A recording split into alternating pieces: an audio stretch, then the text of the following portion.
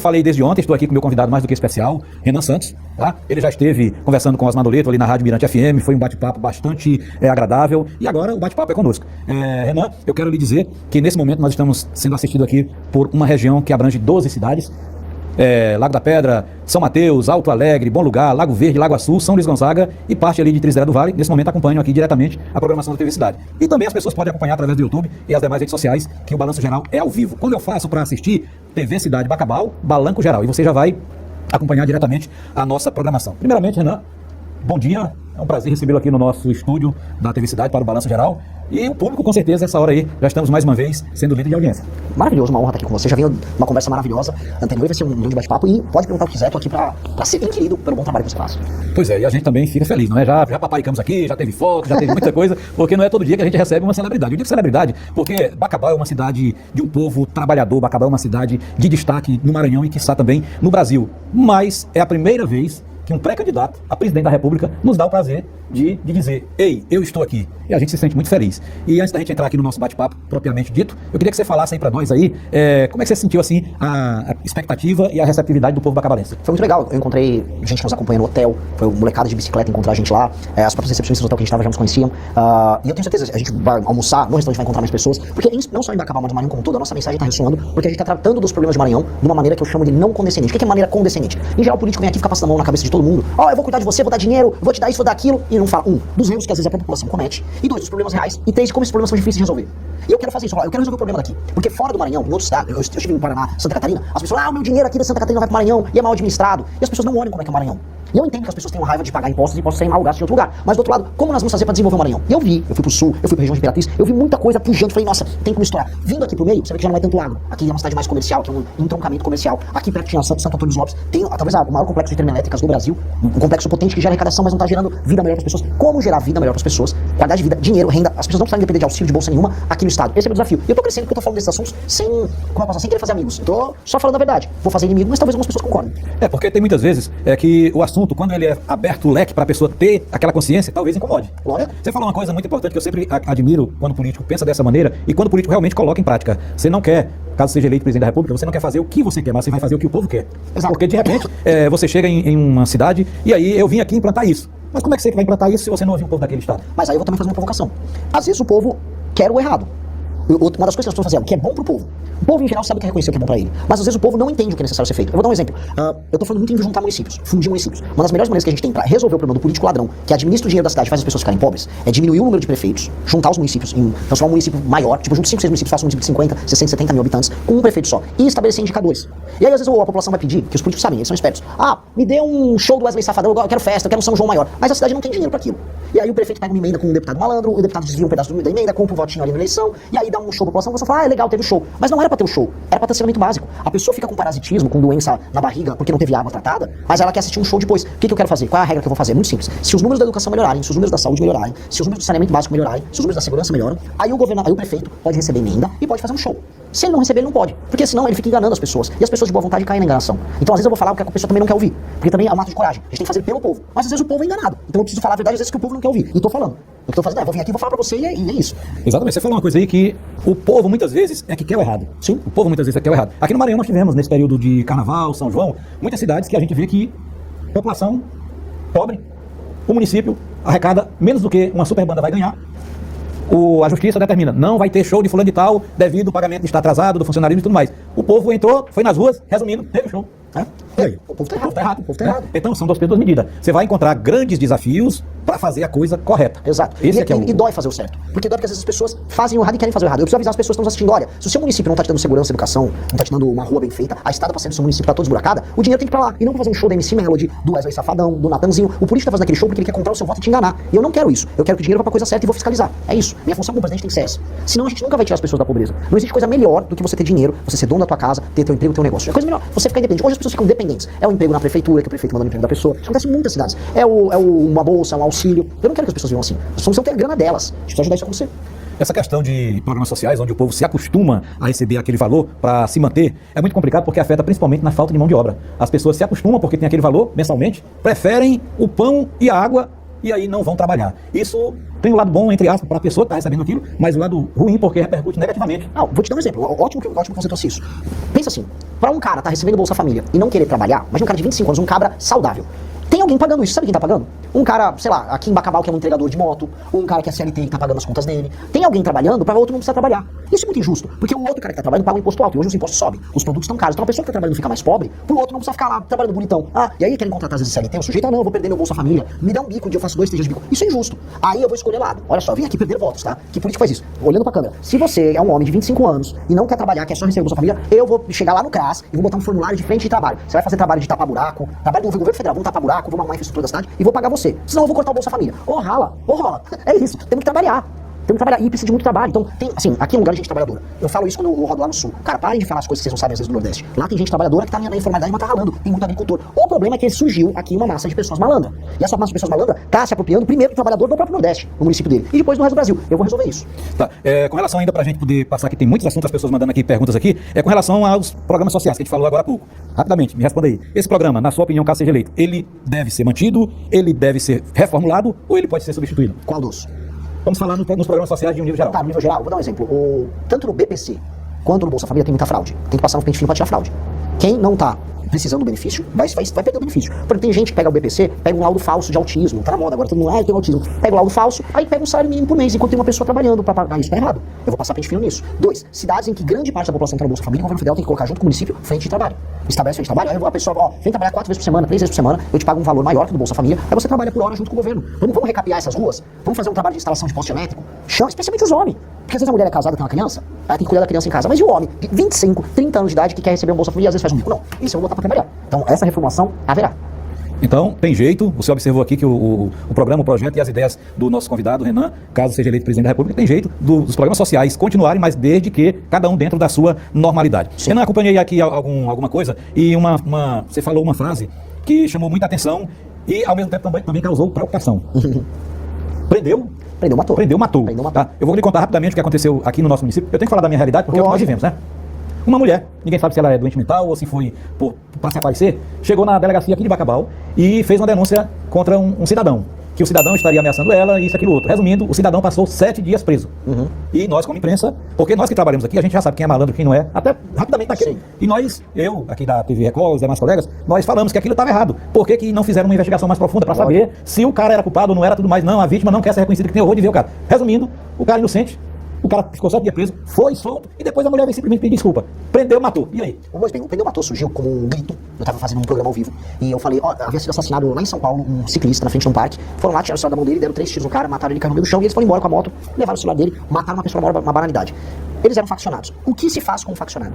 Só existem 2 opções. Eu não quero recuperar faccionado, eu não quero ensinar o faccionado a virar uma pessoa melhor. Eu quero prender ou matar o faccionado. Então, o caso que o senhor me listou aqui é um caso de uma injustiça. Eu mandei não tô falando pra aparecer na rua prendendo e matando pessoas. Tudo tem o seu devido processo legal. Agora a gente tem que enquadrar quem trabalha diariamente para tornar a nossa vida inferno, tornar a vida dele inferno. Então como é que eu vou fazer? Como é que eu trabalho? Eu vou aumentar as penas para quem comete crime. E se a pessoa é membro de uma facção, e nós descobrimos que ele é membro de uma facção, ele só tem 2 destinos. Ou ficar 40, 50, 60 anos, ou prisão perpétua se for uma líder da facção, ou morrer. Não morrer como? Se ele foi trocar tiro com a polícia tem dever de eliminar ele. 2, 3, 4 tiros no peito, é isso que tem que fazer com esse cara. Não existe outra conversa. Agora, naturalmente existem, vou colocar aqui, crimes pequenos, não tô falando de prender ou matou, não. O cara tem uma briga de trânsito, a polícia vai lá e mata todo mundo. Não. Se o cara for faccionado, sim, mas aí é um caso específico. Tem um nome que chama direito penal do inimigo. Você cria uma situação especial pro membro da facção, em que a lei é bem mais dura com ele. E tem que ser. Tem que ser. Eu quando me falaram dessa sua frase, e eu defendi porque é o seguinte, eu entendi porque é uma frase que tem acusação imediatamente, tem a defesa. Prendeu, matou. Mas tudo tem que ser de acordo com o canal. Eu também concordo plenamente com a sua ideia aqui. A justiça vai recuperar o quê? De alguém que já tem um histórico, que já vem fazendo isso, aquilo outro. Você perder tempo, é mais despesa. Continuando aqui rapidamente, que é tanto assunto, tem que passar o dia aqui e não terminava a nossa entrevista. Não sei qual estado que tem um sistema de ressocialização. Aqui em Bacabal nós temos um sistema de ressocialização. Eu sou a favor, e muito, que o Brasil todo tenha isso, caso você seja eleito, lembre-se disso que nós conversamos aqui em Bacabal. Eu sou contra um detento ficar de cara pra cima, desculpe até a expressão, coçando o saco o dia todo, e nós trabalhando, ralando pra pagar. O que é que você sabe fazer? Eu sou ajudante pedreiro, vem fazer tijolo. Eu sou isso, vem fazer isso. Porque ali quem estiver fora querendo praticar algo errado, vai pensar 2 vezes. Eu sou malandro. Rapaz, se eu for fazer isso, eu não vou trabalhar não. Então vem trabalhar aqui fora. Porque lá dentro você vai ter que fazer. Nós temos aqui uma empresária, Carmen Xavier, quero mandar um abraço, ela está acompanhando a nossa programação. Aqui em Bacabal, ela foi a primeira empresária que confiou em colocar um detento na empresa. E hoje a empresa dela foi reconhecida até a nível nacional por isso. Tá entendendo? Que a gente tem receio. Fulano tal, presidiário e presidiário. A gente já fica, opa, guarda meu celular. Mas não, ela deu essa chance e tá dando certo. Bacabal hoje tem um centro de ressocialização que vem Para ex-detentos. para detentos. Para detentos. Para detentos. Não, legal, eu gosto. Ele está lá, mas ele vem, passa o dia trabalhando e retorna. Mas retorna Isso aí mesmo? retorna. E vai diminuindo Mas pra a criança pena. de Não. Aí tem todo um estudo, um perfil da pessoa, porque também você não vai botar qualquer um. Isso Tá entendendo? pra mim, um criminoso violento de periculosidade, membro de facção, Não. ele tem que, na verdade, trabalhar na cadeia. Tem que ter um espaço pra trabalhar. Aí cada caso é um caso. É por isso que eu estou falando. Agora, Caso haja um centro de ressocialização, é porque você sabe, malandro é malandro, certo? Então, no momento que ele souber que naquele local ali ele vai ter que trabalhar, ele vai pensar duas vezes. Sim. É tipo, como você Sim. falou, prendeu, matou. O cara vai pensar, pai, Deus me defenda. Não, eu vou ter que trabalhar, vai ficar maluco. Pois é. O vagabundo, e você falou uma coisa que é muito boa. O vagabundo, a gente tem que ter medo. A coisa que mais convence um vagabundo a não cometer um crime é medo de ser pego. E caso ele seja pego, ele tenha que ficar trabalhando na cadeia e ficar muito tempo lá na cadeia. Isso é uma desgraça. Então a gente tem que demonstrar que o governo vai prender. E lá na cadeia ele tem que ralar, porque eu acho o seguinte: tinha agora o auxílio detento. Uma página assim, que você que tá assistindo foi assaltado em casa. Você foi assaltado. Aí o assaltante, ou faz rouba teu celular. Se o assaltante vai preso, a família dele recebe um auxílio. E você que foi roubado, não. Isso é tudo ao contrário. Brasil. Uma vez eu fui contar pros americanos isso. Explicaram no Brasil tem um auxílio detento, os americanos começaram a chorar de rir. Eles falaram, vocês são malucos? Eu falei, essas coisas no Brasil. Até o Lula agora tá desistindo do auxílio detento. Pois bem, o presidiário, uma das coisas que ele tem que fazer, a parte da produção dele, que é pago por uma empresa usa a mão de obra dele. É pra mandar pra família da vítima. Não pra ele. É pra família da vítima. A família da vítima tem que ser ressarcida pelo trabalho do cara. O cara tem que ficar muito tempo na cadeia e ele tem que ficar o tempo todo lembrando que ele tá pagando a conta do crime que ele cometeu. E aí a vítima, que foi roubada por esse cara, que teve um parente, sei lá, assassinado, a vítima vai falar, bom, estou me sentindo justiçado, né? O governo pegou esse vagabundo, o vagabundo tá trabalhando, o dinheiro tá chegando aqui pra me ressarcir. As pessoas têm que ter essa sensação. Se a pessoa sente que ela vive uma sociedade justa, a pessoa fica mais feliz. Exatamente. A vítima, sempre a vítima. Agora nós vamos falar sobre educação. A educação, ultimamente, ela vem passando por várias transformações. Com relação à escola cívico-militar. Bacabal tem agora 2 colégios militares, tinha um, agora nós temos outro em outro bairro. E com a escola militar, a gente observa que o alunado sai preparado para a vida. Houve boato de que o colégio militar iria ser banido do nosso país. Caso o senhor seja eleito, o senhor apoia a expansão desse modelo, colégio militar, ou também era de acordo com a extinção do colégio militar? Eu gosto de colégio militar. Gosto, vi experiências boas em Goiás, vi em São Paulo, vi no Paraná. E tô feliz que se tem aqui no Maranhão, gosto. Temos 2, gosto. da militar e bombeiros. Eu quero expandir. Qual o desafio da expansão? Um colégio militar ele custa mais caro. Ele é melhor, mas ele custa mais caro. Agora, o que nós podemos fazer é, onde não dá pra ter uma escola militar, é ter o meio termo, ter a presença da polícia militar na escola. Eu vou te contar uma coisa, que é bem legal. Os índices, os resultados de desempenho escolar de um aluno que vem nessas escolas, ele é superior. E a pessoa sai mais, ela chega na escola, tem que estar com o uniforme arrumado, ela tem que cantar o hino, ela respeita o professor, tudo é melhor na escola militar. Por quê? O que a escola militar tem, que as outras não têm? Disciplina. Criança e adolescente precisam de disciplina, precisa de ordem. Se o menino tá querendo brigar com o professor, quer xingar, quer bagunçar, o professor tem que ter autoridade. A escola militar tem um policial. O garoto tem que estar uniformizado, os garotos se comportam mal e tomam um pito na hora. Isso precisa ter em todas as escolas. Então, algum grau de participação das forças de segurança junto às escolas, pra mim, é fundamental, porque a gente tem que restituir a disciplina. O professor tem que voltar a mandar na sala de aula, aluno não pode andar com o celular dentro da classe. O celular tem que ficar guardadinho. Pra mim, nem rede social, menor de 14 anos tem que ser proibido. O professor tem que poder repetir de ano o aluno que tá indo mal, porque ele não pode achar que é várzea, que ele vai, não faz aula, xinga o professor, e aí passa de ano. Pô, a gente tá formando. Aí você forma vagabundo, isso de uma fábrica de vagabundo. E o menino que não tem a presença paterna, que costuma ser o cara que é filho de uma mãe solteira, que o pai não deu atenção pra essa criança, ou seja, pai vagabundo que não liga pra criança, este menino tem que ter uma atenção especial, porque ele é o cara que acaba indo pro crime. E é ele que a gente tem que evitar de ir pro crime. Então, se a gente faz isso em todas as escolas, a gente sobe o nível das escolas, porque o grande problema das escolas são vários. Método fônico, problemas de alfabetização que tem que voltar a ser resolvidos, mas a falta de disciplina no fundo é tudo. Se a gente estabelece isso, melhora todas. Então eu vou nesse caminho. Com certeza. E aqui, ainda continuando aqui com relação à educação. O senhor é a favor ou contra as famosas cotas para acesso em universidades, em concursos? O que você quer falar sobre isso? Tirando uma ou outra cota, por exemplo, uma pessoa, um PCD, por exemplo, uma pessoa que tem uma dificuldade maior e que, caso ocupe aquela vaga, não tem um desempenho ruim, eu não quero nenhuma cota. Eu acho que a cota é preconceituosa primeiro com negros, com indígenas, com qualquer pessoa que tá dando um atestado a você, você é café com leite, você joga o jogo fácil. E você não resolve o problema. Você está empurrando o problema. O problema é, pessoas que vêm de escolas públicas e vêm de famílias, em geral, mais humildes, essas pessoas não apresentam o desempenho escolar das famílias com mais dinheiro. Nós precisamos fazer o seguinte, um jovem, mas é o seguinte, temos uma escola aqui em Macabó, escola municipal. A gente tem que identificar os meninos e as meninas estão tirando as notas mais altas e, vamos pro nosso programa do governo federal, dar um prêmio em dinheiro pra família dela. Se o seu filho tá tirando nota alta, eu vou te dar um prêmio. E mais, os melhores alunos, nós vamos pagar a mensalidade deles nos melhores colégios da região. Vou colocar o seu filho no melhor colégio da região e ainda dou uma bolsa pra família. Porque aí eu vou formando esses alunos na base, em todo o Brasil, aos milhares. E aí eles vão para as melhores escolas e aí eles concorrem. Seja negro, seja pardo, seja branco, seja índio. Na igualdade. Na igualdade. Aí ele faz o vestibular igual. Porque é injusto, não é? Uma pessoa vai lá e entra por cota enquanto o outro estudou e não passou. Então você está estimulando as outras pessoas a não estudarem. Isso é muito ruim. Até porque a gente sabe que essa questão de cota tem vários requisitos que alguém vai ser prejudicado. Lógico. Aqui em Bacabal, Renan, o prefeito atual, ele está dando um incentivo, se não me engano, parece que de R$1.000 para 2.000 alunos da rede pública, os que tiverem melhor desempenho. Ele tá fazendo isso? Está fazendo isso aqui em Bacabal. Ó, vou te falar, não conheço, mas aplaudo a iniciativa. É. Porque tem que ser em desempenho. Tudo na vida tem que premiar o desempenho. Aquele programa Pé de Meia, que eu não gosto, ele premia a frequência. Ou seja, o aluno tem obrigação de ir pra escola. Aí eu vou dar dinheiro porque ele tá cumprindo a obrigação No dele. caso aqui é desempenho. Inclusive, cadê o meu cinegrafista? Ele deu uma saída, ele disse aqui, a gente comentando sobre Salomão, o meu filho não quer mais nem saber de celular. É só estudando. Papai, eu quero ganhar no final do mês pra gente fazer uma viagem. É isso. Quer dizer que é o interesse. Né? Olha, eu vou te falar, tá? Eu vou até atrás dessa informação que você tá me dando pra divulgar. Quando eu tô trabalhando, eu digo coisa ruim e coisa boa que acontece. Se isso tá acontecendo aqui, é o exemplo que eu quero pro Brasil. Exatamente. Os melhores alunos vão ter prêmio e a família tem que perceber Olha, chegou meu cinegrafista. O filho dele não quer mais nem saber de videogame nem de brincar. É verdade? Ele quer ganhar o valor pra poder levar ele e a mãe pra passear, pro passeio. E tá tirando nota alta. É assim que tem que ser. Aí esse menino, olha só o efeito positivo dessa medida. Esse garoto tirando nota alta, ele vai aprender a ficar disciplinado, ele vai estudar mais as matérias, vai ficar mais inteligente, ele vai respeitar mais o trabalho, vai respeitar mais o pai, ele vai ver que ele é útil pra família estudando. Aí você cria uma família melhor, um garoto que vai ser um profissional melhor, vai ganhar mais dinheiro, vai passar num vestibular melhor, ou vai fazer um curso técnico bom. A vida vai ser melhor pro filho dele. Isso é uma notícia Tudo incrível. isso através da educação. A gente fica muito feliz também sobre isso. Vamos falar agora aqui sobre um assunto também, o qual é preocupante, principalmente no momento atual que nós estamos vivendo. É crime organizado. Ontem, em rede nacional, nós assistimos um pronunciamento de um ministro, ele dizendo que só no Rio de Janeiro, de uns tempos para cá, todos os governadores foram caçados e renunciaram e tudo mais. E agora, por pouco, 23 ou talvez mais deputados, todos recebendo dinheiro do crime organizado. Caso seja eleito, qual seria a sua estratégia para combater o crime organizado? São muitas. Porque o crime organizado atua de várias formas. Ele pode ocupar um território, tipo, ele toma uma cidade, toma um bairro, toma uma favela. Ou ele pode, por exemplo, como acontece no Rio de Janeiro, e se apropriar do parlamento, compra os deputados, compra o governador, compra juízes. Isso acontece. Compra secretários, ministros.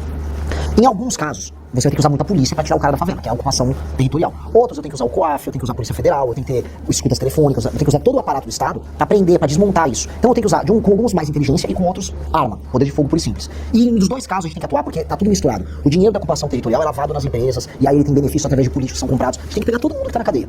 E como? Eu falei, capacidade de investigação e leis mas muito dura. Um cara, por exemplo, um deputado federal, ou um deputado estadual, como no caso do Rio de Janeiro, que é pego sendo parte do Comando Vermelho ou de uma milícia, ele tem que ter prisão perpétua. Ele não pode sair da cadeia. Porque ele tá traindo as pessoas que votaram nele, ele tá usando as ferramentas que o governo dispõe simplesmente pra fazer mal pras pessoas. Esse cara tem que ficar muito preso. Esse cara é um traidor da pátria. Esse cara é um inimigo, esse cara tem que ser muito combatido. Hoje ele nem vai preso, hoje esse cara nem preso são. Exatamente. Então são coisas que vai ter que cortar na carne. E vai... Mas eu quero essa guerra. A guerra. Dessa guerra. Se é pro bem, Lógico. a gente vai agora falar para uma coisa bem nossa aqui. Refinarias no Maranhão. Eu vi através do meu amigo Jeff, fiquei curioso e fui conhecer um pouco mais aqui, você falando sobre o potencial que o Maranhão tem com relação a refinarias, com relação a muitas coisas. Caso o senhor seja eleito, como é que seria feita uma avaliação dos projetos, os quais nem chegaram a ser concluídos aqui no Maranhão, como a refinaria Premium, que foi divulgada, a cidade de Bacabeira, ela passou assim por uma mudança, todo mundo gerou aquela expectativa e de repente a refinaria não saiu do papel. Cara, o que mais a gente tem aqui no Brasil são obras que são anunciadas, são comemoradas e estão elefantes brancos largados. Eu visitei um exemplo contrário, que foi lá perto de Balsas, que era uma refinaria de biocombustível. Eles pegavam o milho da produção local e transformavam ali mesmo em etanol e exportavam pelo ponto de estar aqui. Esse vídeo aí que tá aparecendo na tela. Qual é a sacada disso? Você tá pegando o grão, porque se eu produzo o grão numa fazenda, o milho, e eu vendo só o milho puro, não tem muito valor. Agora, quando eu transformo em combustível, vale muito mais. E quando eu exporto, vale muito mais. Aí sobra muito mais dinheiro aqui pro país, aqui pro estado do Maranhão. E pras pessoas, você vai ter gente trabalhando na refinaria, engenheiro químico, um garoto fez um curso técnico no Senai, tá operando uma máquina, depois ele vira o chefe do setor. Ou seja, todo mundo ganha dinheiro e o lugar fica melhor. Na região toda do Mato Piba, mas isso inclui aqui o Maranhão também, tem que ter muita usina disso, especialmente essa parte do centro-sul do estado. No meio do estado, e também no norte, onde tem muita incidência solar, e aí onde bate vento também, temos que botar usina eólica e usina solar, energia eólica solar de monte, e fazer o grid, os investimentos de infraestrutura para conectar a energia ali, você tem um lugar produtor de muita energia. Aqui é um estado que ele foi abençoado pelo sol, sol bate muito, e temos que usar isso a favor do Maranhão, igual o Rio Grande do Norte está fazendo, igual o Ceará está fazendo. E aí você transforma aqui um lugar capaz de receber, e isso aconteceu no Ceará agora, data center. Cara, o mundo todo vai precisar ir para os lugares onde tem energia barata. Dá pra trazer data center pra cá, igual foi pro Ceará. Vamos trazer data center, vamos trazer emprego de qualidade, vamos pegar a base de Alcântara, que é uma base super privilegiada pra fazer lançamentos espaciais, vamos fazer um plano de tecnologia aí. Eu mesmo vou pegar a avião do presidente da República, vou pegar um avião, vou lá encontrar o Elon Musk e falei, vem pra cá, Elon Musk, vamos investir na base de Alcântara, vamos fazer peça de foguete da SpaceX aqui no Maranhão. Imagina os empregos que viriam.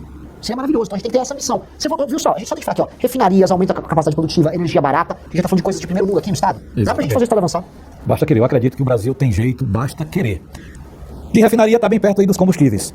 Você que tá rodando aí o Brasil inteiro, dá para explicar pra gente aqui por que esses preços continuam altos? O Brasil depende de diesel e de gasolina também, em geral, feitos em refinarias que não estão no Brasil e feitos de petróleo. Petróleo, para quem está assistindo, petróleo ele é um commodity, ele é um produto que é vendido no mundo todo. Os maiores produtores estão no Oriente Médio, onde tem ali o Irã, onde tem o Iraque, onde tem basicamente lugares em crise, em guerra, onde tem a própria Arábia Saudita. Na Rússia, que está em guerra com a Ucrânia. Tem os próprios Estados Unidos, tem a Venezuela. O que todos os lugares têm em comum? Tá todo mundo em guerra, tá todo mundo brigando. Como esses lugares estão em guerra, o petróleo, né, começa a ser regulado e aí você começa a ter crise internacional no preço, o preço aumenta. Aí impacta aqui no Brasil. O que a gente tem que fazer? A gente produz muito petróleo, a gente tem que ter as refinarias no Brasil pra gente produzir o próprio petróleo, manter ele aqui em diesel e gasolina. Só que tem uma dádiva, por isso que eu falei no vídeo que o Maranhão pode ser muito parte da solução. É o biocombustível. Hoje dá pra fazer etanol de milho, dá pra fazer etanol de cana, dá pra fazer biodiesel de cana. A gente tem que ter biodiesel sendo feito por aqui, que aí a gente usa isso pra baixar o preço do combustível. E aí o Brasil fica autossuficiente. Isso tem que ser uma meta dos próximos presidentes.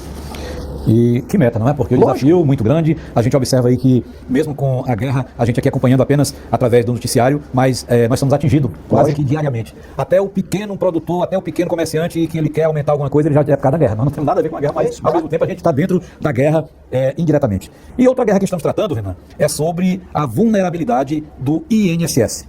Se eu sendo eleito presidente, que medidas adotaria sobre tudo isso que está acontecendo? Olha, o escândalo do INSS, ele começou já há mais de 10 anos e ele acelerou muito agora no governo atual do Lula. É um escândalo bizarro. Tem, né, o Everton Rocha aqui do Maranhão envolvido. Teve muita gente envolvida. É um escândalo, assim, um dos mais horríveis que tem, porque ele se baseava em enganar os velhinhos, fingia que dava um crédito à pessoa, gerava uma dívida que era descontada mensalmente na aposentadoria da pessoa. E a pessoa às vezes nem percebia. Só sentia que estava mais pobre no fim do mês. Então, eu volto a colocar o que eu falei com isso. Aumento de penas. A gente precisa aumentar muito as penas para os envolvidos. 2, o COAF e a Polícia Federal tem que atuar de maneira independente, porque aí eles conseguem pegar esses esquemas. E 3, a ideia do crédito consignado, infelizmente no Brasil vai precisar de alguma regulação, porque tem muito velhinho sendo enganado. Liga uma pessoa oferecendo crédito consignado, as pessoas devem ter visto isso em casa. Alguém que está assistindo deve ter visto. Liga lá, fala, você quer 10 mil reais na conta agora? A pessoa quer, quem não quer? Não, fica tranquilo, é só você, vou te mandar um formulário. Clica aí, aí a pessoa clica, aí ela contrai uma dívida com juros altíssimos. Eu vou dar uma dica pra quem tá nos vendo. Crédito consignado não tem risco pra pessoa que dá o crédito, ou seja, a empresa que te liga, o dinheiro que ela vai receber da aposentadoria é o dinheiro certo, que o governo tá pagando, vai pingar. Então ele nem divide cobra juros, não tem risco. Você cobra os juros mediante o risco. O juros tinha que ser bem pequenininho. Eles não cobram, eles cobram juros de agiota, pra um dinheiro que não tem risco. Então é maldade pura e simples. Então, infelizmente, precisa ser regulado porque eles estão enganando. Você imagina uma agricultora aqui no interior do Maranhão, uma senhora que tá na casa dela, tem agora um celularzinho, aí recebe ali uma ligação. Vem, vou te dar 10 mil aqui, você vai poder comprar uma geladeira, vai comprar não sei o que lá, eu quero. Ela nem viu, assinou. Isso tem que ser impedido. Tem que ser impedido, porque são coisas simples que principalmente os mais humildes e talvez até alguns que querem ser também muito sabidos caem, e com isso o poder de compra do brasileiro vai ficando cada dia mais pior. Isso, e assim, é só pra roubar, não é nem pra economia girar, é só pra roubar mesmo. Exatamente. É muita maldade. Então é muito importante isso, porque é o que o brasileiro quer. O Brasil atualmente, digamos assim, que ele está igual a um pedaço de isopor em um oceano, querendo se agarrar em qualquer coisa para poder sobreviver. E é por isso que a gente está tendo esse bate-papo aqui com o Renan, um cara jovem, um cara novo, tem muitas ideias boas e se colocadas em práticas, eu acredito que muda muita coisa. E a gente vai ter mais coisa pra gente conversar, a gente só vai fazer um rápido intervalo, viu, Jeff? Porque tem mais assunto pra gente falar. Mas já lhe digo de antemão, sendo eleito, prepare-se porque você vai ser uma briga de peixe pequeno com vários tubarões, hein? Um bom diálogo. E eu vou registrar aqui que o nosso convidado de hoje, ele está satisfeito com a atitude do prefeito Roberto Costa, não foi isso que você me falou? De ter feito aí essa premiação de 2 mil alunos, os melhores 2 mil alunos da rede municipal vão receber R$1.000 pelo desempenho. Os melhores alunos irão receber R$1.000. É o incentivo, como já falamos aqui. De novo esse assunto, meu amigo, a educação, ela é uma moeda de troca. Tá no meu plano de governo para presidente da República, essa mesma medida. Então, se ele tá dos 19 mil alunos, ele tá separando os 2 mil que foram melhores, vão ganhar um prêmio de R$1.000. Tem que imaginar o efeito positivo, porque eu já estudei sobre isso. O efeito positivo é o seguinte, as famílias, que muitas vezes as famílias não se interessam pela educação, as famílias, elas vão começar a falar para os tira a nota mais alta, porque a família vai ver um estímulo positivo e um aluno tira a nota mais alta, o aluno também. Aí, coisa que eu acho que agregam é fazer uma festa para dar uma premiação para esses alunos. As pessoas têm que mostrar assim, se você estuda, nós reconhecemos você como uma pessoa melhor. E aí a cidade tem que toda premiar o comportamento do bom estudante. Isso gera, assim, em 10 anos com um programa desse, você começa a gerar as pessoas melhores, mais capazes, cidadãos melhores, fora da violência. Isso é muito bom. Excelente, então que bom, né? O Colégio Militar tem o aluno nota 10. É um evento que acontece aqui todo ano e o aluno nota 10 é premiado do governo federal, de Brasília. Só que Brasília ela não gera dinheiro. Esse dinheiro sai, por exemplo, de São Paulo. São Paulo é o estado que mais manda dinheiro para Brasília e proporcionalmente que menos recebe. Em São Paulo, Paraná, Rio, vários lugares. Esse dinheiro vai para Brasília e aí Brasília redistribui. E ela manda muito para cá. Então o que se espera? Esse dinheiro que está sendo tirado de outros lugares, ele vai ser bem investido e vai fazer a vida no Maranhão melhorar. Até que o Maranhão tá mandando muito dinheiro também, certo? Que essa é a ideia do pacto. Você ajuda o que tá mais fraco, e mais fraco cresce, aí todo mundo se ajuda. Pois bem, a elite política daqui, do Pará, do Piauí, do Acre, do Amapá, Ceará, eles não fazem essa lição de casa. Eles pegam dinheiro, os políticos administram dinheiro pra eles, fazem um populismo, festa show, não administram bem, a vida continua ruim pras pessoas, e aí começa todo mundo a ficar bravo. Por quê? Porque a galera lá de baixo, e eu conheço, eu sou de São Paulo, rodo Paraná, rodo Santa Catarina, o pessoal fala, não aguento mais pagar tanto imposto. Sim, seu imposto tá indo pagar pra um político malandro que não melhora a vida das pessoas. E aí os caras lá de baixo falam, Renan, e aí, como é que fica isso? E a galera daqui, e aí, Renan, como é que resolve isso? Pois bem, o único caminho pra você resolver isso e deixar todo mundo feliz é, o dinheiro que vem pra cá, ele tem que ser condicionado a desempenho. E como é que é desempenho? Um prefeito e o governador do estado tem que bater meta. Por exemplo, o Maranhão, você tem ainda 15% de analfabetismo. E aí um governador continua recebendo dinheiro para investir em educação e você tem 15% de analfabetismo? Poxa, isso é injusto. Então assim, tem que ter uma política de metas, tem que reduzir isso para 1%, para 0%. Olha, os números, o Maranhão é um estado que tem 30 homicídios a cada 100 mil habitantes. É uma das piores médias do Brasil, tá no ranking, no top 10. Pô, paga-se mais pra um policial aqui no Maranhão do que se paga pra um policial em São Paulo, de verdade. Sendo que o custo de vida em São Paulo é maior do que o Maranhão. E o cara, a Secretaria de Segurança Pública não tá dando resultado nisso. Paga-se mais pra um professor no Maranhão do que pra um professor em São Paulo quando ele entra. Agora os desempenhos educacionais aqui estão piores do que em São Paulo. Tem que resolver isso, porque não tá usando mal o dinheiro. Então nós temos que botar metas, que é isso que eu quero fazer, que se cumpre a meta, aí o governador pode se reeleger, o prefeito pode se reeleger. Agora se não cumpre a meta, não pode se reeleger, porque o dinheiro tá chegando. E aí não tá fazendo nada. E aí outra coisa que tem que ser meta também. Aqui no Maranhão, caso as pessoas que estão assistindo não saibam, o ICMS é talvez o mais alto do Brasil, se não for mais alto, um dos mais altos do Brasil. Ou seja, se alguém que abrir uma empresa aqui no Maranhão, é muito mais caro, muito mais difícil do que abrir uma em São Paulo. Ou seja, além do governador, dos governadores, dos políticos da região não fazerem a lição de casa com o dinheiro que vem de lá, eles não ajudam nem o cara a montar uma empresa aqui no Maranhão. Então, aí não dá, né? Então a gente vai ter que arrumar as contas públicas pra você cobrar menos impostos aqui, e aí você tem que atrair empresas pra cá. E as empresas têm que faturar, gerar empregos, gerar impostos aqui, e aí depende menos do dinheiro cada vez menos. E ao mesmo tempo, boas políticas aqui têm que ser premiadas. Eu vou dar um exemplo, não conheço o prefeito aqui, então não posso falar nem bem nem mal. Já uma vez eu dei uma castanhada dele lá no negócio do jogo do Palmeiras e do Flamengo. Mas, do jogo, se esse prefeito entregar números de educação melhores, porque essa política que ele tá aplicando funcionou, ele tem que receber um prêmio por isso. Ele tem que ser premiado. Então, bons prefeitos têm que ser premiados e maus prefeitos têm que ser punidos. Porque o dinheiro que tá vindo ainda é o dinheiro que vem de outros lugares. E é isso que eu proponho. Você vai pegando e gerando desenvolvimento, e aí ele depende menos do dinheiro que vem de fora, porque vocês aqui estão gerando dinheiro. E é bom você gerar dinheiro aqui, sabe por quê? No lugar que gera dinheiro e que paga imposto, é o lugar que a população fica rica. É por isso que lá pro sul, São Paulo, Santa Catarina, a renda das pessoas é mais alta. Porque elas estão ganhando dinheiro, aí você cobra o imposto delas. Aqui as pessoas não estão gerando renda, as pessoas estão pobres. Eu quero mudar isso. Mas com relação a isso, Bacabal, no caso, recebe X do governo federal. As cidades que vêm buscar o serviço aqui em Bacabal, elas recebem também. Não seria a hora desses municípios, o qual Bacabal administra, também fazerem parte tanto do prejuízo como também da renda que Bacabal recebe? Porque Bacabal recebe X, não sei quanto recebe. Mas nós temos que ver que as cidades que circulam aqui, todas vêm buscar aqui o de Bacabal. E, no entanto, as cidades também estão recebendo alguma coisa do governo federal. Eu acredito que tem que ter o contraponto para que a coisa possa se encaixar. Isso é uma reclamação recorrente em vários lugares. Ou seja, você vai acabar uma cidade polo, e aí ela vai ter, vamos dizer, na parte do sul, a parte de segunda e terceira complexidade aqui, e as outras cidades usam ao redor. Em todos os casos, se eu pegar os índices de desenvolvimento humano e a questão de recursos dessas cidades todas dependem no fundo de repasses, incluindo Bacabal. Bacabal sofre um pouco mais porque ela tem que fornecer isso para os outros. E aí Bacabal tem que receber proporcionalmente mais recursos para administrar, por exemplo, um hospital, uma policlínicas, que vai ser usada por toda a região. O sistema SUS tem que pagar isso. O sistema, se está sendo jogada a conta só no colo de Bacabal, isso aí é errado o orçamento de Bacabal. Mas o desafio que eu estou colocando para todo mundo é: Bacabal e todos esses municípios têm que gerar mais receita. Porque por enquanto o Maranhão está muito para trás do resto do Brasil, porque não estão gerando receita. E gerar receita nós temos que ter atividade produtiva, as pessoas gerarem grana, porque aí isso vai pagar tudo. E aí uma cidade não vai ficar brigando com o Bacabal. Eles vão ficar querendo levar a coisa para a cidade deles. Exatamente. Não ficar na dependência. Lógico, não ficar na dependência. Renan, estão me dizendo ali que o tempo está quase chegando aqui. Quando nós vamos ficar aqui mais alguns minutinhos. Antes da gente encerrar, eu queria falar.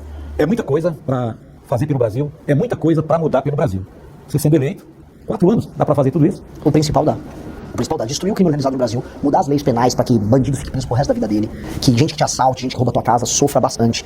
Isso dá pra mudar. Pra acabar com facção, dá pra acabar. Pra fazer o que você não precisa ter muro na tua casa, dá pra acabar. Dá pra fazer uma reforma fiscal no Brasil que diminua juros pra você poder comprar os produtos mais baratos, que consiga começar a diminuir o imposto além de você pra comprar as coisas mais baratas. Dá pra fazer isso. Dá pra isso gerar emprego e dá pra fazer essa reforma que eu tô falando, que eu chamo de reforma administrativa dos municípios, que vai fazer com que todos os serviços públicos de saúde e educação melhorem muito. E aí a pessoa, no final desses 4 anos do meu governo, já comece a ver, opa, tá começando a ficar bom. Eu acho que isso dá. Não dá pra resolver todos os problemas do Brasil. Eu estaria mentindo. Eu vou fazer o seguinte: o Brasil é como se fosse um doente. É um doente que tá no hospital. Eu vou dar os remédios certos e em 4 anos o doente já sai do hospital. Voltou a andar, tá encontrando a família. Eu não tô prometendo que ele vai disputar uma maratona, porque vai demorar um pouquinho mais. Mas se fizer o que eu tô falando e o plano que meu partido tem, em 30 anos, o Brasil é um dos 5 maiores países do mundo. Um dos 5 países mais importantes do mundo, junto com Rússia, Estados Unidos, China e Índia. São os 5 que vão mandar no mundo, e um deles será o Brasil. É só tocar esse plano. Só tocar esse plano. Agora vamos aqui rapidamente um bate-bola. Respostas pequenas e rápidas, tá? Fake news. Eu sou contra, mas existe, né? Muito. Já fui vítima. Judiciário e política. Uma vergonha. Alexandre de Moraes. Outra vergonha. STF e suas decisões. Outra vergonhíssima. Trabalho escala 6x1. Acho ruim, mas tem que mudar toda a CLT. Segurança na maioridade penal. Reduzir a maioridade penal. Se foi homem com 12 anos de idade pra cometer o crime de não vai ser homem pra ficar em cana. Armas. Acho que a pessoa tem o direito a ter arma em casa pra se proteger, o agricultor pra proteger a sua propriedade. Você é contra ou a favor da reeleição? Por princípio, eu acho que deputados podem se reeleger, mas a reeleição está estragando prefeitos, governadores e presidentes. Pois é, esse é o Renan Santos. Quero agradecer aqui, estou recebendo aqui mensagens que lá em Vitorino, Freire, muita gente assistindo aqui a nossa programação. Quero mandar um abraço pro meu filho, que é policial. Foi promovido recentemente para sargento, disse que está acompanhando lá em Vitorino Freire. Gostou muito da sua presença e também da nossa apresentação. E é claro, o pai tinha que dizer que estava bom, né? Um beijo, meu filho. Um beijo também, policial, um guerreiro nosso. Exatamente. E nesse momento estamos sendo assistidos no terminal rodoviário, em um telão gigante. Estamos sendo assistidos lá no SAMU, pronto-socorro municipal, lá na UPA e em vários pontos do mercado da Vila São João também. Quer dizer que muita gente acompanhando e é isso que o Brasil quer. Novas ideias, novos projetos, novos políticos, novos pensamentos. E a TV Cidade lhe apoia, está aqui de braços abertos para todo tipo de informação. E agora fique à vontade aí para suas considerações finais. Olha, eu primeiro te agradeço demais a oportunidade. Uma entrevista assim, passou por praticamente todos os temas. Aprendi, estou muito feliz com o que me contou aqui da cidade, que eu vou atrás. Isso aqui eu quero ver uma proposta que eu tenho sendo feita por alguém, eu quero ver os resultados, estou muito feliz de ver isso. Meu recado para todos é: sonhem que o seu país pode ser melhor. Você não precisa ser dependente de auxílio, de bolsa pro resto da tua vida. Você não vai precisar achar que você vai precisar se mudar para outro estado para tentar um dia arrumar um emprego, procurar uma oportunidade melhor. Você não tem que se esconder do bandido, não tem que andar na rua com medo do seu celular ser roubado, hoje entrar na tua casa, roubarem tua moto. Você pode viver num país sério, num município sério, num estado sério. Basta a gente ter as ideias certas na cabeça. As ideias certas são ideias que impõem lei e ordem, que matem vagabundo, que façam o seu imposto ficar barato, que façam seus produtos ficarem baratos, que façam você ter trabalho e que façam você confiar mais nas pessoas ao teu redor. E nós queremos construir isso. É apenas esse meu recado. Agora, o que era para ter começado, com isso nós vamos finalizar. Rapidamente, quem é o Renan? Renan é um cara de 42 anos, nascido em São Paulo, filho de uma família de classe média, num bairro operário lá de São Paulo, o bairro da Moca. É um cara que sonha em viver no seu país, não como um país apenas que existe no mundo largado, mas um país que será ouvido pelas maiores nações do mundo. Um país que é respeitado pelos Estados Unidos, respeitado pela China, um país que você vai poder cruzar ele de avião, de carro, de ferrovia, você vai poder escoar seus produtos, que você vai comprar tua casa, você vai poder comprar as coisas que você quer de maneira feliz e altiva, sem depender do governante cuidar de você, porque não existe governante cuidando de você. Você tem que ser capaz de cuidar de você e se emancipar igual pra se emancipar. Eu sou um cara que sonha em fazer isso. Tá? Eu tô dedicando minha vida a isso, sou presidente de um partido político, mais jovem presidente hoje do partido político do Brasil, e eu vou tornar o Brasil esse país, querendo ou não, enfrentando todos os poderosos que seja. Esse é o Renan Santos. Renan Santos gosta de brigar. É isso. Obrigado, hein? E nós vamos a um rápido